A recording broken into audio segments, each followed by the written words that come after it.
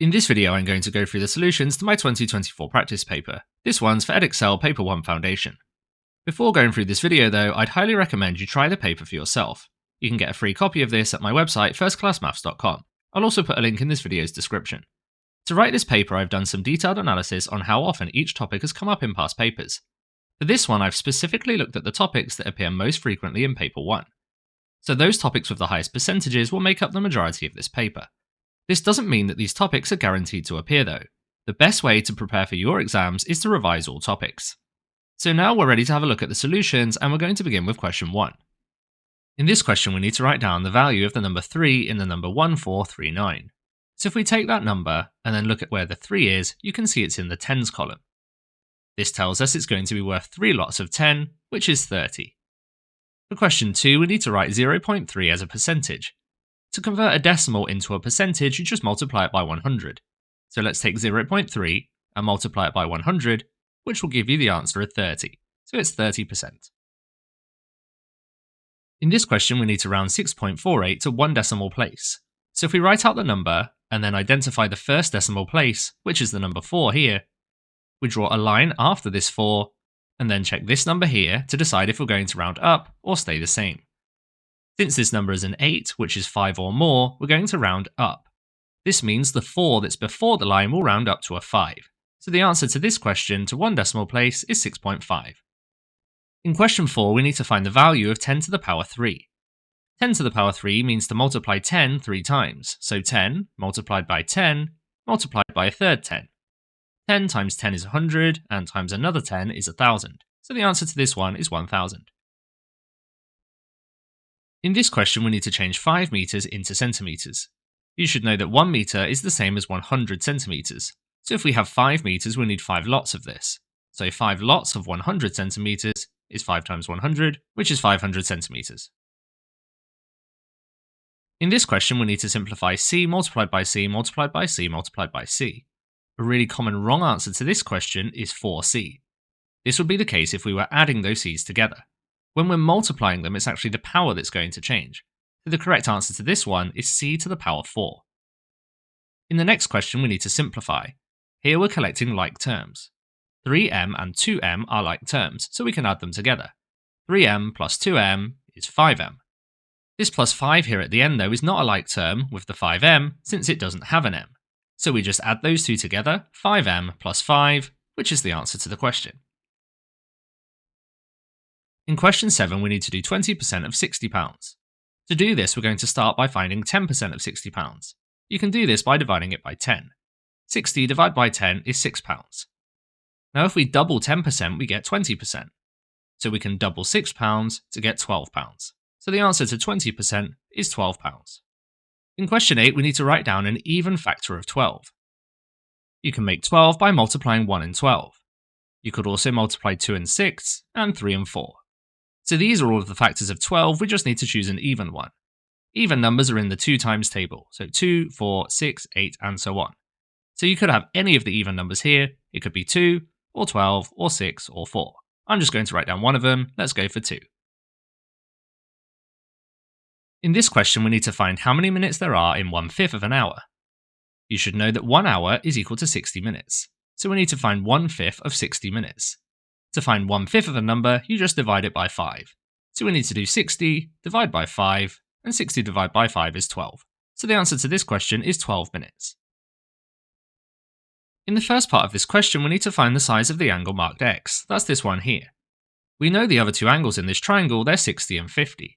So if we add those two together, 60 plus 50 makes 110. You should know that if you add up all of the angles in a triangle, it makes 180 degrees. So we can subtract 110 from 180, which gives you 70. So the missing angle x must be 70 degrees. In the second part of this question, we need to give a reason for the answer in part A. In part A, we use the fact that the angles in a triangle added up to 180 degrees, so that's what we write down. The angles in a triangle add to 180 degrees. In this question, we need to mark a cross onto the probability scale, for the probability that the dice lands on the number 5. Now you can see this probability scale is split into 6 equal sections. That means the first section represents 1/6. The second one is 2/6. The next one is 3/6, which is the same as 1/2. Then 4/6, 5/6, and the last one will be 6/6, which is the same as 1. Now let's think about the probability of rolling a 5 on a dice. There's only one 5 on the dice, and there are 6 numbers in total, so the probability of rolling a 5 is 1 out of 6. So we just need to put a cross at 1 out of 6, which is here. In this question, we're told that 1 kilogram of cheese costs £6, and we need to work out the cost of 300 grams of cheese. You should know that 1 kilogram is the same as 1,000 grams. So instead of writing 1 kilograms for £6, we could write 1,000 grams for £6. If we divide 1,000 by 10, we end up with 100 grams. So if we divide the price by 10, we get £6 divided by 10, which is 60 pence. So the cost of 100 grams of cheese would be 60 pence. We want 300 grams though, so we could multiply this by 3. 100 multiplied by 3 is 300. So we need to multiply the price by 3. 60 pence multiplied by 3 is £1.80. So the answer to this question is £1.80. In this question, we need to work out 20 subtract 6 times 2. This question is testing the order of operations. You should know that a multiplication comes before a subtraction. So first of all, we're going to multiply 6 and 2. When you multiply 6 and 2, you get 12. So this question could be written as 20 subtract 12. 20 subtract 12 is 8, and that's the answer to this question. In this question, we're told that y is equal to -5, and we need to work out the value of 2y squared. 2y squared means 2 multiplied by y squared. So we just need to replace this y with -5. So instead of y squared, we have -5 squared. To work out -5 squared, we do -5 multiplied by -5. When you multiply two negatives, the result is positive. So -5 times -5 is actually positive 25. So we've got 2 multiplied by 25, which is 50, and the answer to this question. In this question, we're told the masses of 5 different fruits, and the first thing we need to do is work out the difference between the mass of one banana and the mass of one lemon. So we take the mass of a banana, which is 122, and we're going to subtract from this the mass of a lemon, which is 58. I would do this using a column method, so 122 subtract 58. I start at the right hand side and I need to do 2 subtract 8, which I can't do unless I use negative numbers. So I move along to the tens column, cross out this 2 and replace it with a 1. And then we put this 10 that we've just stolen onto this 2 here to make 12. We can now do 12 take away 8, which is 4. Then we move into the tens column and it now says 1 subtract 5. Once again, we can't do that unless we use negative numbers.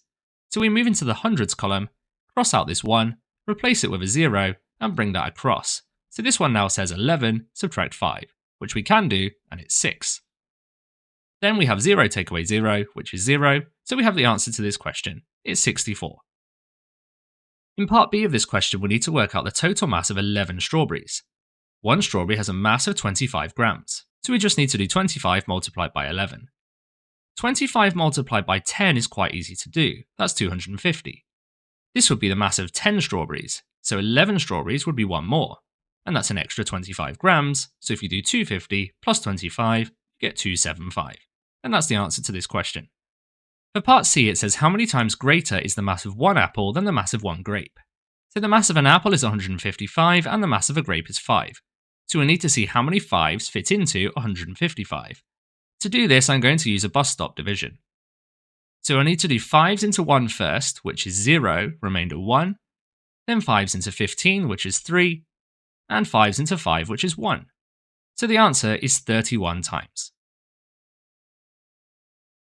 In the first part of this question, we're asked how many students are represented in the chart. To work this out, we just need to count up how many of the students are in each of these vertical lines. For the first line, we can see the frequency is 3, the next one has a frequency of 7, the next one 6, the next 2 are both 3, and the last one is 1. So if we add up all of these frequencies, we end up with the total, which is 23. In part B of this question, we need to write down the mode of the number of pets. The mode is the one with the highest frequency. This will be the one that has the tallest line. You can see the tallest line on this chart is this one here. This means that one pet was the most frequent answer. It was answered 7 times. So the answer to the mode for the number of pets is 1. In the final part of the question, we're told that one student from the class was absent on the day when the teacher asked how many pets they had, and this student had 2 pets. If this student was included in the result, what effect would this have on the answer to part B? Well, in part B, we got the answer of 1 for the mode. If we included the student though, we have an extra student that has 2 pets. So you can see the line for 2 pets goes up to 6, it would now go up to 7. When we then look for the tallest line, we actually have a tie. Both of these lines are now the tallest, so we would end up with 2 modes. So we could write, there would now be 2 modes, and we might give them, for example, it's 1 pet and 2 pets. In the first part of this question, we're asked to show that the proportion of students who pass their test is the same for those who wear glasses and those who do not wear glasses. When we see the word proportion in a question like this, it's usually referring to a fraction.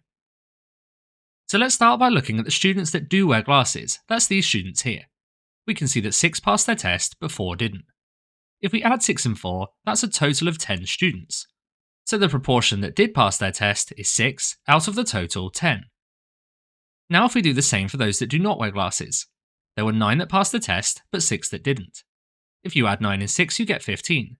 So the proportion of those students that did pass their test is 9 out of the total 15. Now we need to show that these proportions are the same. To do that, we're going to simplify both of the fractions. We can simplify the fractions by dividing the numerator and denominator by the same number. So if we look at 6 and 10 and we look for a common factor, for that one it will be 2. So we can divide 6 by 2, which gives you 3, and also divide 10 by 2, which gives you 5. So the proportion for those that do wear glasses that pass their test is 3 over 5. Now if we do the same thing for those that do not wear glasses, this time there's a common factor of 3. If you do 9 divided by 3, you get 3, and if you do 15 divided by 3, you get 5. So you can see that both of these were the same fraction, 3 over 5 or 3/5, so they are the same proportion. In the second part of the question, we're going to select a student at random from the class, and we need to work out the probability that this student does not wear glasses and did not pass their test. In order to answer this, we need to know how many students there are in the class in total, so we need to add together all of these numbers. If you add 6 and 4 and 9 and 6, you get a total of 25. So we're looking for students that do not wear glasses and did not pass their test. That's these 6 students here. So the probability will be those 6 students out of the total in the class, which is 25. In part A of this question, we need to solve an equation. We're going to start by subtracting 12 from both sides. If we subtract 12 from the left-hand side, this will cancel the 12 that's there, leaving us with 5x.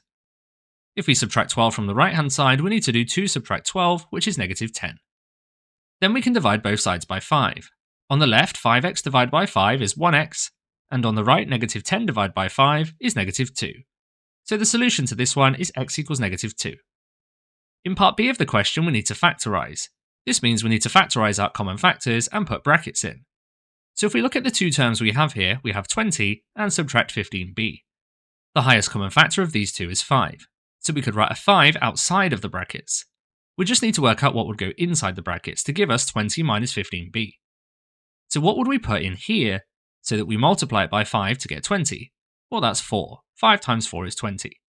Then what would we put in here to get negative 15b? 5 times 3 is 15, and we also need a b, so it's going to be negative 3b. So the answer to this one is what we wrote here, 5 brackets 4 minus 3b. In the first part of this question, we've been asked to find the percentage of supporters at the match that are children. Well, in the question, we're told a ratio of the adult supporters to children supporters, which is 3 to 2.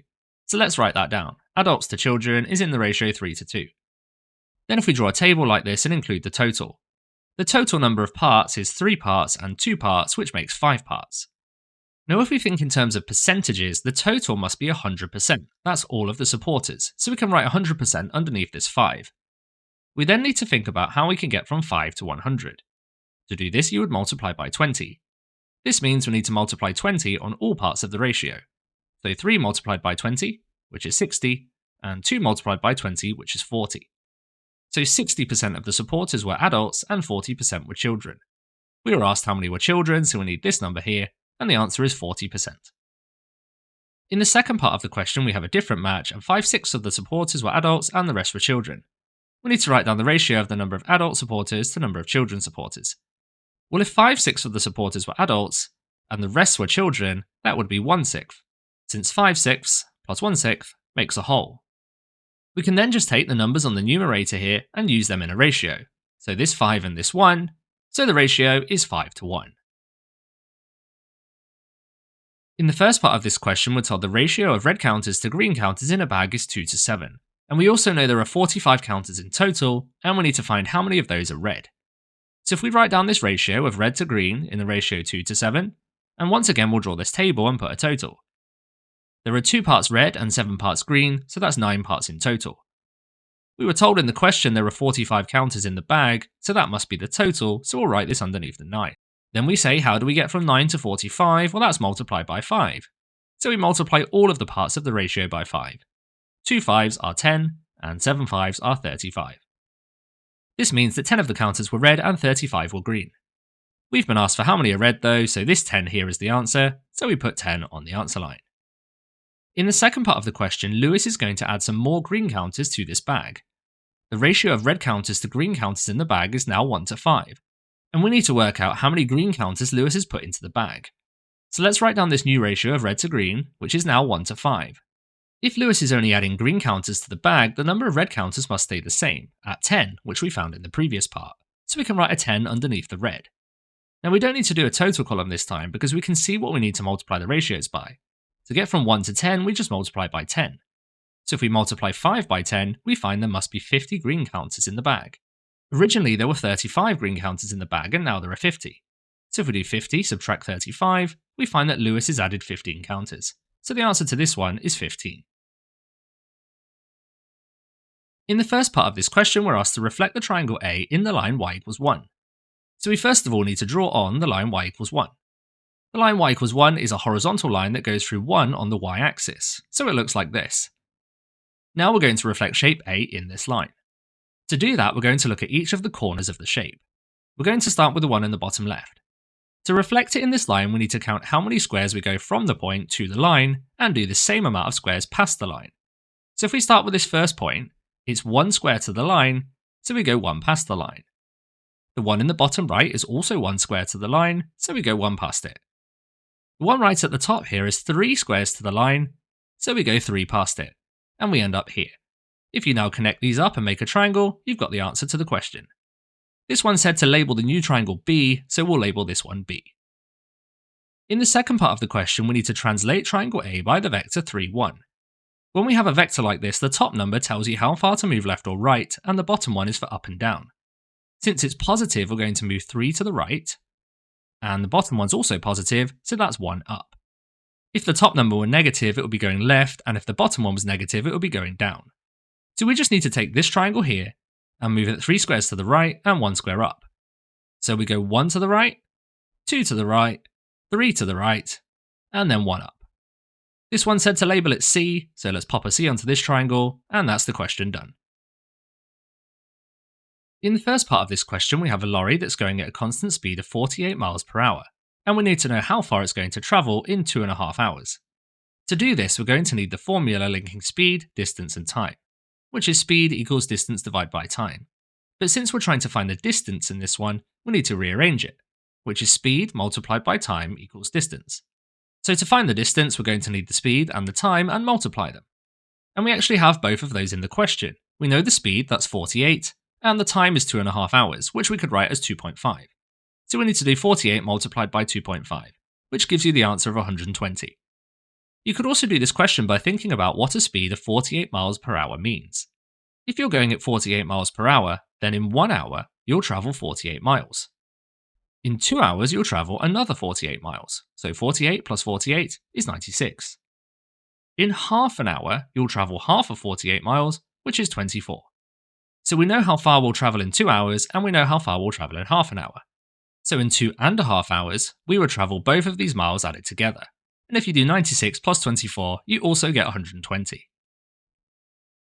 In the second part of the question, we have a car, and we're told the speed of the car is 5% more than the speed of the lorry, and we need to work out the car's speed. So the speed of the lorry is 48. All we need to do is find 5% of this and add it on. To find 10% of 48, we would divide it by 10, which is 4.8. To find 5%, we could half the 10%. Half of 4.8 is 2.4. So 5% of 48 is 2.4, and the car is going 5% faster. So we need to add this 2.4 onto the speed of the lorry, which is 48. So 48 plus 2.4 is 50.4, and the answer to this question. In this question, we're told the area of the triangle and the area of the rectangle are in the ratio 1 to 3, and we're asked to work out h, which is the height of the rectangle. So let's start by looking at the area of the triangle. The area of a triangle can be found by doing 1/2 multiplied by the base multiplied by the perpendicular height. So let's work this out for this triangle. So we have 1/2, we're going to multiply this by the base, which is 8, and then by the perpendicular height, which is 3.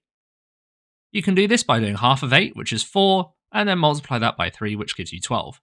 Or you could do 8 times 3 first, which is 24, and half that, which is also 12. So the area of the triangle is 12 centimeters squared. We know from this ratio that the area of the rectangle must be 3 times as big as the area of the triangle. So to find the area of the rectangle, we do 12 multiplied by 3, which is 36. So the area of the rectangle must be 36. Now if we actually look at the rectangle, we can see it's got a width of 10 and a height of h. So we would multiply 10 by h to get its area. But we know its area is 36. So if we do 36 divided by 10, we can find the value of h. 36 divided by 10 is 3.6, and that's the answer to this question. In this question, we need to add together two mixed numbers. To do this, we're going to convert them to improper fractions first. We'll start with the 3.5. To convert this to an improper fraction, we multiply the whole number, which is the 3, by the denominator, which is 2, and then we add the numerator, which is 1. So we need to do 3 multiplied by 2, which is 6, and then add 1, which is 7. So we end up with 7, and the denominator will be the same, so it's still 2. Then we'll do the same for 1 2/3. So we do 1 multiplied by 3, which is 3, and add 2 to this, which is 5. So we end up with 5, and the denominator stays the same at 3, so 5 over 3.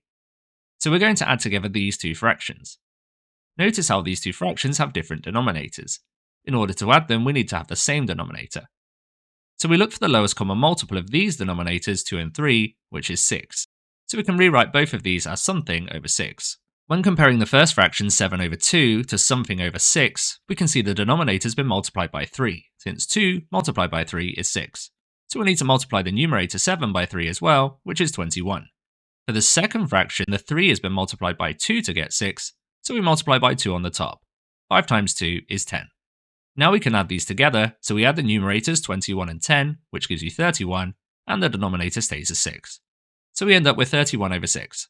In this question though, they've asked for the answer to be given as a mixed number, in its simplest form. To do this, we say how many 6's go into 31? Well, that's 5, with remainder 1. And the denominator stays the same at 6. So this is the same as 5 and 1/6, which is now a mixed number in its simplest form. In this second question, we're going to divide two algebraic terms. To start, we divide the coefficients, so 20 divided by 4, which gives you 5. Then we're going to look at the p's, so we have p to the 8 divided by p to the 2. When we divide like this, we subtract the indices, so we need to do 8, take away 2, which is 6. So this will give us p to the power 6, so we can write that onto our answer. And then we divide the q's, so we've got q to the power 5 divided by q to the power -1. Once again, we're going to subtract here, but you have to be careful. We need to do 5, subtract -1. When you subtract a negative number, you get the same result as if you added the positive version of that number. So this is the same as 5 plus 1, which is 6. So we end up with q to the power 6. So the answer is 5p to the 6, q to the 6. In the second part of the question, we need to write 8 times 2 to the power 10 as a power of 2. Well, 2 to the power of 10 is already a power of 2, so we need to convert the 8 into a power of 2. If we multiply 2 by 2 by 2, we do end up with 8. We multiplied 2 here 3 times, so it's 2 to the power 3. So in this question, we could replace the 8 with a 2 to the power 3. So we have 2 to the power 3 times 2 to the power 10. When you multiply like this, you will add the indices. So we need to add 3 and 10, which is 13. So this, as a power of 2, is 2 to the power 13. In this question, we need to work out an estimate for the value of this calculation. When we have an estimate, we don't need to know the exact answer. We're usually going to round these numbers to something a bit easier to work with. Typically to one significant figure, but not always. So if we round each of these to one significant figure, 0.413 would actually become 0.4. 0.309 would be 0.3, and on the bottom of this fraction, 0.0051 would round to 0.005. So to find an estimate for the calculation, we're going to find the answer to this instead. To work this out, we need to multiply those numbers on the numerator. 0.4 multiplied by 0.3 is 0.12. and on the bottom we've still got 0.005. Now dividing decimals can be a bit tricky, but we can use equivalent fractions to make this calculation easier. Since the number on the denominator here has 3 decimal places, I'm going to multiply it by 1000 to make sure that both of these numbers come out as integers. So if I multiply the top and the bottom by 1000, on the top I've got 0.12 times 1000, which is 120, and on the bottom 0.005 times 1000 is 5. So this calculation will have the same answer as 120 divided by 5. To do this, we'll just use a bus stop. So we put 120 on the inside, 5 on the outside. 5s into 1, well that's 0 times, remainder 1. 5s into 12 is 2 times, remainder 2. And 5s into 20 is 4. So the estimate for the value of this calculation is 24. For the first part of this question, I need to write 0.00037 in standard form. A number in standard form will always begin with a number that's between 1 and 10. So in this case, we're going to use the number 3.7 because of the digits 3 and 7 in this number. Then we would multiply this by a power of 10. What we need to work out is what the power of 10 is. Now, since this number is much smaller than 3.7, we're going to consider dividing it by 10s instead. So 3.7 divided by 10 is 0.37. That's not the number we're after. So we could divide 3.7 by 10 squared instead. This is like dividing it by 100, so 0.037. If we do 3.7 divided by 10 to the power 3, it's 0.0037. We're nearly there, we just need to do one more. 3.7 divided by 10 to the power 4 is 0.00037. Our number is the same as 3.7 divided by 10 to the power 4, but standard form must have a multiplication, not a division. So rather than using a positive power 4, we multiply it by 10 to the power negative 4. So the answer to this question is 3.7 multiplied by 10 to the power negative 4. In the second part of the question, we have a number in standard form, and we need to write it as an ordinary number. 10 to the power 6 here is the same as 10 times 10 times 10 times 10 times 10 times 10, which is the same as 1 million. So this is just 6.18 multiplied by 1 million, which would give you the answer 6,180,000. In this question, we've been given a number in its prime factor form, 6,845. But we've been asked to express the number 68,450 as a product of its prime factors. Notice how these numbers are really similar. In fact, if you multiplied 6,845 by 10, you would get 68,450. Now we already have the prime factorised form for this number. It's 5 times 37 squared. We can prime factorise 10 really easily, that's just 5 times 2. So to express 68,450 as a product of its prime factors, we just multiply these two together. So 5 times 37 squared times 5 times 2. So now we can go ahead and write the answer. I would usually do this in ascending order, so we'll start with this 2 here, so 2, and then we'll multiply this by the 5s, but there's actually 2 of those, and 5 times 5 could be written as 5 squared, and then we have 37 squared at the end. So the answer is 2 multiplied by 5 squared multiplied by 37 squared. For the first part of this question, we're asked to find the class interval that contains the median. To do this, we first of all need the total frequency, but we're actually given this in the question. We're told there are 25 students. So we take 25 and we add 1 to this, which is 26, and then we divide this by 2, which is 13. This doesn't mean the median is 13, it means the median will be located at the 13th value. So what we do is we look down this frequency column here, and we count up frequencies until we know we've hit 13. So if we start with this first group here, these are the times of 6 of the students. Then if we include this next group as well, we've got 6 plus 6, which is 12 students. So between 0 and 20 minutes, we know there are 12 students, but we haven't hit the 13th. If we add the next group, however, we'll then have 10 more, so 22. So we can now be sure that the 13th time must be in this group here. The interval for this group is between 20 and 30, so that's what we write down as the answer. 20 is less than or equal to m is less than 30. For the second part of the question, we need to work out an estimate for the mean. When we have group data like this, the first thing we need to do is write down the midpoints. The midpoint of the first group, which goes from 0 to 10 minutes, is 5 minutes. Then from 10 to 20, well that's 15. From 20 to 30 is 25, and 30 to 40 is 35. Then we multiply all of these midpoints by the frequencies, and we can write these at the end in an extra column. So 5 multiplied by 6 is 30, 15 multiplied by 6 is 90, 25 multiplied by 10 is 250, and 35 multiplied by 3 is 105. Then if we add up this final column here, we get the total, which is 475, and this represents an estimate for the total amount of time spent on homework by all of the students. Since we're trying to work out the mean, we then just need to divide this by how many students there were, which we knew from the previous part was 25. So we do 475 minutes divided by 25 students, gives you a mean time of 19 minutes. So our estimate for the mean is 19 minutes per student. In this question, we need to work out the value of the next term in this sequence. To do this, we're going to work out how we get from one term to the next one. So to get from 3 to 9, we add 6. To get from 9 to 17, we add 8. From 17 to 27 is add 10, and 27 to 39 is add 12. Since these numbers are not all the same, we check if they form a sequence themselves. In fact, they do.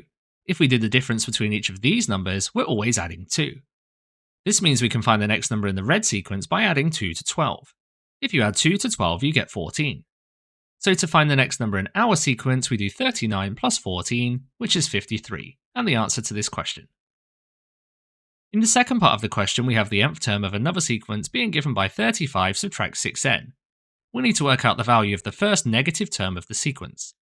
To do this, we're going to generate the sequence. To get the first term, we replace the n in the nth term with 1. So we need to do 35 subtract 6 lots of 1. 6 lots of 1 is just 6, so 35 take 6 is 29. That's not negative, so we need to keep going. 35 take away 6 lots of 2, 6 2s are 12, and 35 take away 12 is 23. That's also not negative, so we keep going. 35 take away 6 lots of 3, that's 17. 35 take away 6 lots of 4 is 11. 35 take away 6 lots of 5 is 5. 35 take away 6 lots of 6 is negative 1. So we found the first negative term of this sequence. It has value negative 1, so that's the answer to this question. For part A of this question, we need to expand and simplify. We're going to start with the expanding. So we need to do 9 multiplied by x, which is 9x, and then 9 multiplied by 3, which is 27.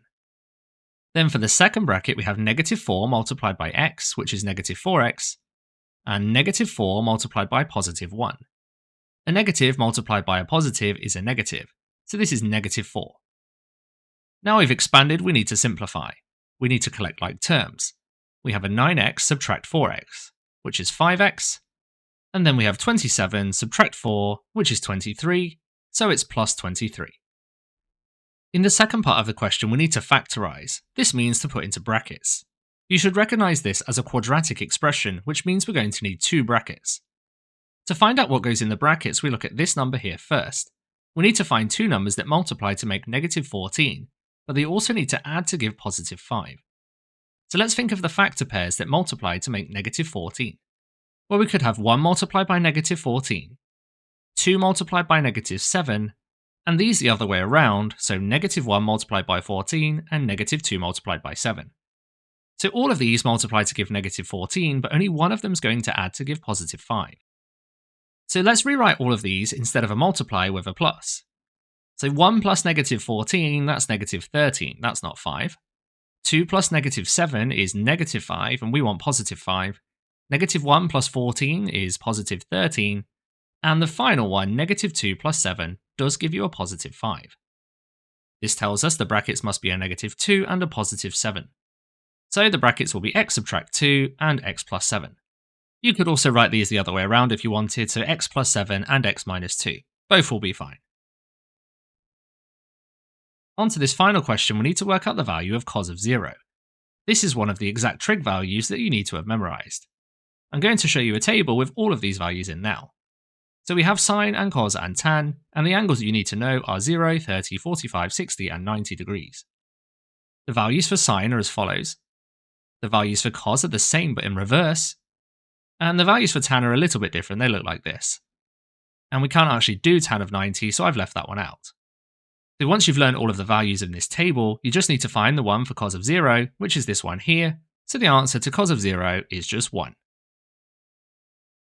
Thank you for watching this video, I hope you found it useful. I've put some suggested grade boundaries here, but remember we won't know the actual grade boundaries until after the exams are done. Subscribe so you don't miss out on future videos, and please consider liking, commenting or sharing this video to help my channel grow.